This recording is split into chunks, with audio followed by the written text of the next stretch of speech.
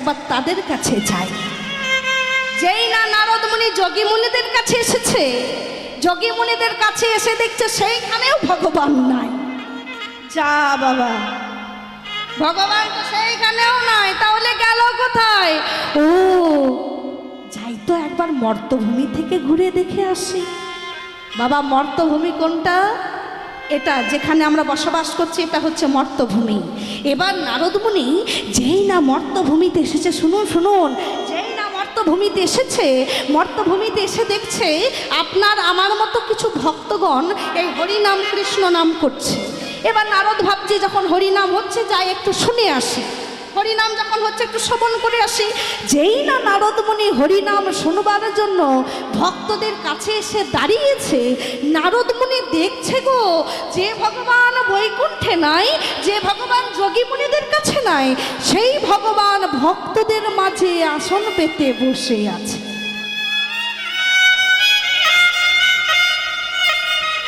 ভক্তদের মাঝে আসন পেতে ভগবান বসে আছে।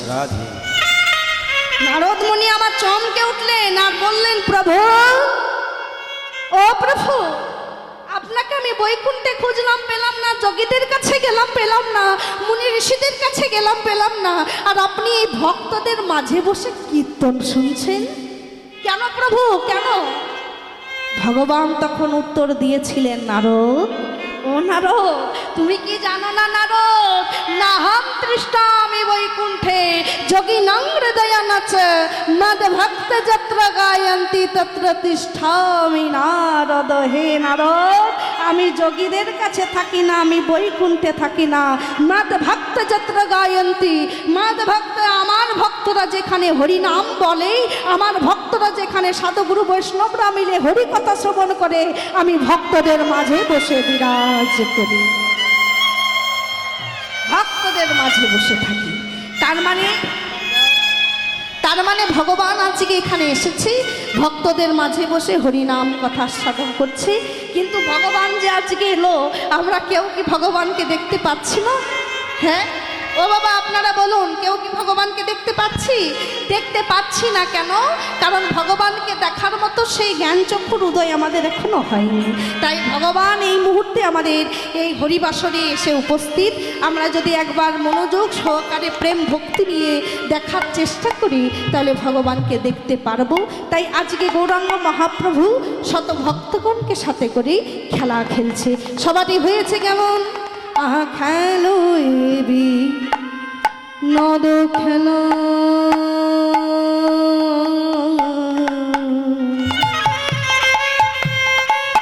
আমার গোরাবন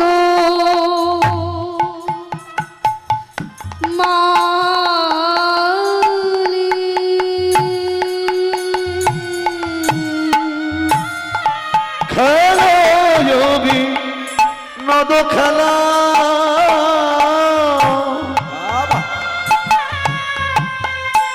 ও গোরাবন বালি খেলো এবি নদ খেলো, গোরাবন গোরাবন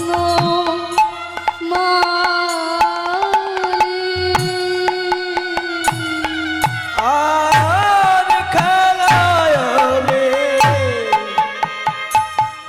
বিনোদ খেলা,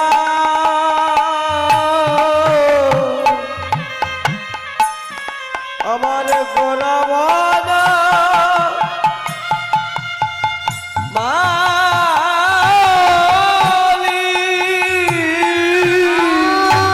আর পুলিন বিহার করে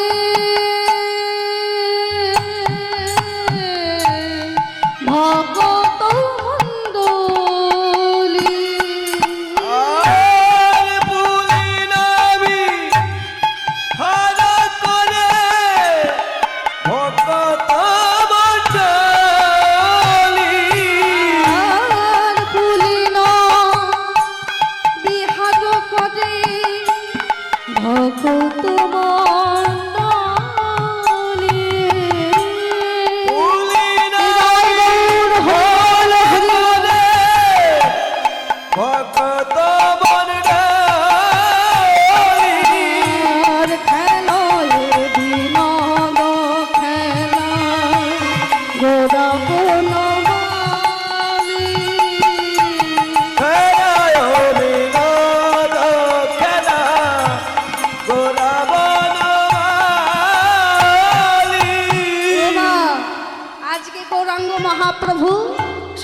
ভক্তগণকে সাথে করে হরিনামের খেলা খেলছি।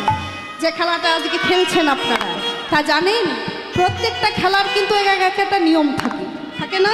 ক্রিকেট খেলার একটা নিয়ম, হ্যাঁ, ফুটবল খেলার একটা নিয়ম, লুডো খেলার একটা নিয়ম, হকি খেলার একটা আলাদা নিয়ম। তা প্রত্যেকটা খেলায় আলাদা আলাদা নিয়ম থাকে। তাই আপনারা যে আজকে হরিনামের কৃষ্ণ নামের খেলাটা খেলতে এলেন, তাই এই খেলাটা খেলবার জন্য কিছু নিয়ম আছে। তা নিয়মটা কি আপনারা জানেন? হ্যাঁ, নিয়মটা কি আপনারা জানেন? যে হরিনাম, আস্তে আস্তে ভাই, আস্তে আস্তে, এই হরিনাম কৃষ্ণ নাম খেলবার জন্য কিছু কিছু নিয়ম যেগুলো পালন করা দরকার। তা আমি একটা করে বলবো, আপনারা পালন করবেন তো বাবা? করবেন তো? বা তাহলে হরিনাম কৃষ্ণ নাম খেলার প্রথম নিয়মটা কি? মুখে হরি বলা, বাহু তোলা, মুখে হরি বলা, বাহু তোলা, মুখে হরি বলা, বাহু তোলা, হরি বলায় বাহু তোলা। এই তো সবাই পালন করছেন। প্রথম নিয়ম, মুখে হরি বলতে হবে আর দুটো বাহু তুলতে হবে। 2 নম্বর নিয়মটা কি? ওগো ভক্ত কণ্ঠ হরি বল জড়িয়ে ধরা, হরি বলায় বাহু তোলা, ভক্ত হরি বল।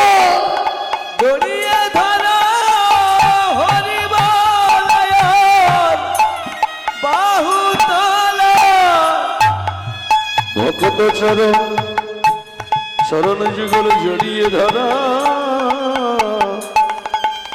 হরি বলায় বাহু তোলা। ওগো ভক্ত কণ্ঠ জড়িয়ে ধরা, হরি বলায় বাহু তোলা। ভক্ত কণ্ঠ জড়িয়ে ধরা, হরি বলায় বাহু তোলা। 2 নম্বর নিয়মটা গেল। 3 নম্বর নিয়মটা কি? ভক্ত চরণ ধুলাই, গলা গড়ি দেওয়া, হরি বলায় বাহু তোলা। ভক্ত চরণ জড়িয়ে ধরা, হরি বলায় বাহু তোলা। চরণ ধুলাই, গড়া গড়ি দেওয়া, হরি বলায় বাহু তোলা। ভক্ত চরণ ধুলাই, গড়াগড়ি দেওয়া, হরি বলায় বাহু তোলা। এই তো সবাই নিয়মটা পালন করছেন। এই একে একে বলছি, আপনারা তো সব নিয়মগুলো পালন করছেন। তা প্রত্যেকটা খেলার যেমন হার জিত থাকে, এই যে আপনারা সবাই খেলছেন, সবাই ভক্তের কণ্ঠ জড়িয়ে ধরছেন, তা এই খেলায় কে হারলো কে জিতলো বুঝবেন কেমন করে? সবাই যে খেলছে, তা কে হারলো কে জিতলো কি করে বুঝবো গো? এই খেলায় কেউ হারে না, সবাই জেতে, হরি বলা বাহু তোলা। কেউ হারে না, সবাই যেতে। একবার হরি বলা বাহু তোলা। কেউ হারে না, সবাই যেতে। একবার দুটি বাহু তোলা, হরি বল। সবাই যেতে, হরি বল। কেউ হারে না, সবাই যেতে। হরি বলায় আর বাহু তোলা। হরি বলায় বাহু তোলা। তাই সেই গৌরাঙ্গ মহাপ্রভু সেই ভক্তগণকে সাথে করেই এইভাবে হরি নামের খেলা খেলছে, কৃষ্ণ নামের খেলা খেলছে। আচ্ছা, আপনাদের এই আসলে বলি, দেখবেন শুধু আমি বলে নয়, আপনারা যেখানে যেখানে কীর্তন শুনতে যাবেন, ও মায়েরা এইদিকে তাকান, যেখানে যেখানে আসলে এই কীর্তন একটা এমন গান, বাবারা করবে না জানি, তবে মায়েরার 1 ঘন্টা হলে বোঝা যাবে। হ্যাঁ, দেখবেন এই কীর্তন শুনতে শুনতে বিশেষ করে কিন্তু মায়েরা, বাবারা কিন্তু করে না। মায়েরা কি করবে 1 ঘন্টার পর? খুব পায়ে ব্যথা তো, এবার নিজের যখন কীর্তন শুনতে ভালো লাগবে না, আস্তে আস্তে নিজের যখন ভালো লাগবে না, পাশের জনকে ঠিলে বলবে, এই দিদি বাড়ি চল। হ্যাঁ, উঠে যাচ্ছে, হ্যাঁ একেবারে, এই দিদি কত রাত হলো, চল না বাড়ি চল। ও এরাও কি চলে যাচ্ছে নাকি? হরি বল। ওরা বাদাম খাবে। রাধে। ও বাবা, ও মা একটা কথা বলে যান, এই যে আপনি কীর্তন শুনতে এলেন, কীর্তন শুনতে যাওয়ার পর দিদিকে ঠেলে ঠেলে নিয়ে যাচ্ছেন, দিদিও আপনার সঙ্গে সঙ্গে চলে যাচ্ছে। তার যেদিন ওই ভবপারের ডাক আসবে, সেদিন যদি বলেন, ও দিদি চল না আমার সঙ্গে, তো দিদি কি যাবে? তাহলে যে যাবার সঙ্গী হবে না।